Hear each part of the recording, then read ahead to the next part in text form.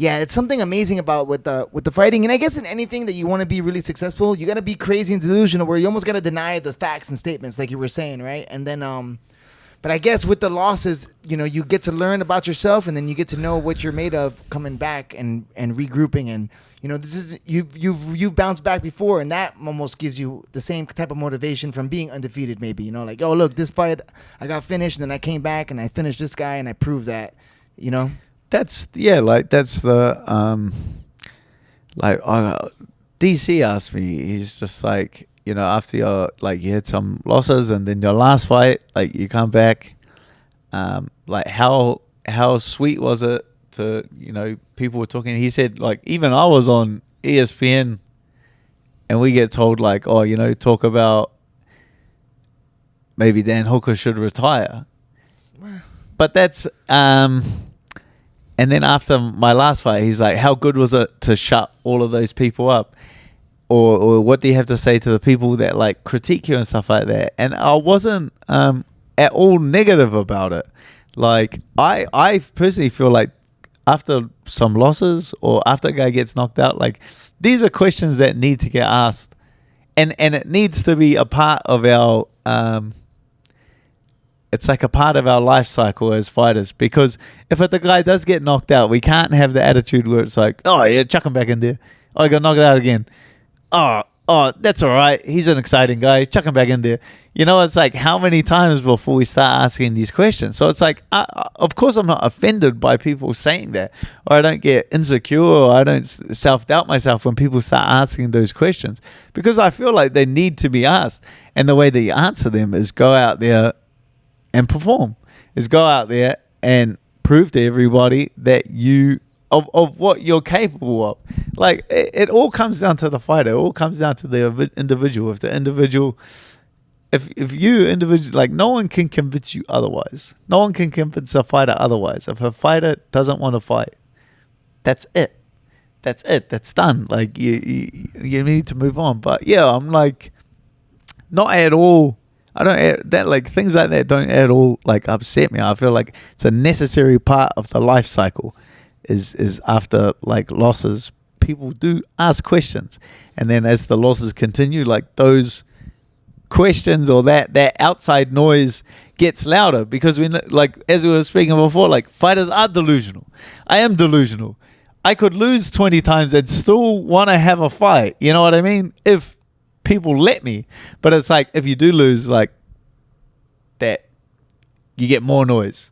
Oh, you lose again, like, more noise. You lose again, like, now the people around you start being like, hey guy, you're delusional. You know what I mean? Like, yeah. That, and it's just a necessary part of our life cycle.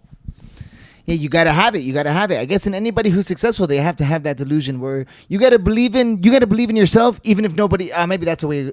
You gotta believe in yourself, even though nobody else around you believes in you, and I feel like that's key especially for combat sports, when it's just you and another person. Like, that's a necessary part.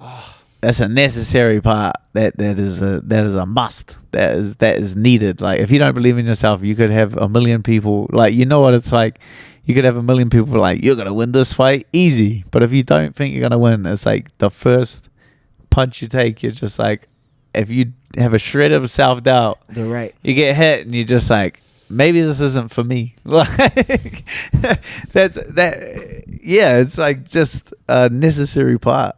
That's a hard demon to conquer, man. That's the one thing I wish, if I had, like, if there was a serum or something you can take, it's like of self-belief. If they had a potion of selling it, I would fucking buy it in the gallons, I think everyone would. I think right? it'd be yeah, can you see? I think it's called cocaine. I think that's why it's why they banned it in USADA. You know what I mean?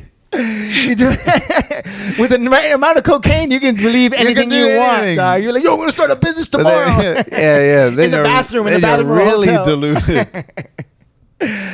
So then I think, all right, getting finished and stuff like that. This has been the hard one for me. Like, do you think that, all right, if a fighter gets chinny, or do you believe in getting chinny, or do you think, like, when somebody gets dropped or something like that, is that like a facts thing that, like, oh, for sure, like, you gotta? Do you think if you get dropped or something, you should change the way you fight? Like, should you become like, all right, now if I got cracked and I know I'm a little bit, get more defensively sound, or do you think that's like a mentality thing? Like, no, it's because something mentally happened. That's why I got dropped or something. Where if you kind of like, because I have had times in sparring where like I'll get cracked hard and I'm like, oh fuck. But then if I just kind of like bite down my mouthpiece and accept, like, all right, we're gonna go, and then I kind of keep my eyes open more bright, I can feel like the more shots coming. You know? Like a I weird would one. say, it's in my opinion like a mixture of both. I think I feel like you can get chinny if you don't give it enough time between concussions or between like knockouts. Like then, obviously, like a concussion is a bruise on your brain, and if I have like a bruise on my leg and then I wake up every day and I punch it, it's never gonna go away. So it's like I have to let that go away. It's the same as like with a knockout. Like if you get knocked out and you fight soon and you rush back too quickly, obviously like the bruise isn't healed, there's more chance of you getting knocked out, I'd say.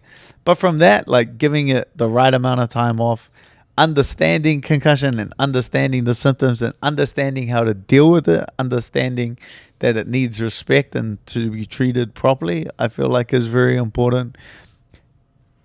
Changing your style, I'd say if you're like Wild West shootout Chuck Liddell and you're getting knocked out, and you're capable of making those adjustments, you're at a stage of your career where you're capable, then definitely make those adjustments. But I would say the biggest thing or the hardest thing after you get like knocked out is like the mental ability to come back, and those questions and the people around you being like, maybe he's like, people saying maybe he's chinny, maybe he's this, maybe he's that. As a fighter, you know that, you know, anything can happen out there. Like you zig and then you zig and you should have zagged, and you wake up staring at the lights. That's part and parcel with being a professional fire player. Like you're playing with fire for a living. Like one day you're gonna get burned. Like that's just the facts of the situation.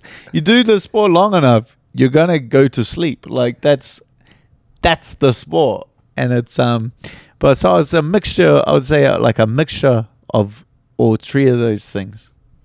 Yeah, the mentality with but there is, you can definitely like, if you do get dropped or you feel like some way, there is definitely something to like, yeah, you know, being a little bit more defensively sound, especially in the beginning. Like I know like a lot of guys, they'll be crazy, like they'll feel unstoppable because until they get dropped, they don't even think it's possible, right? Like, nah, I'm not gonna get dropped. It's not me.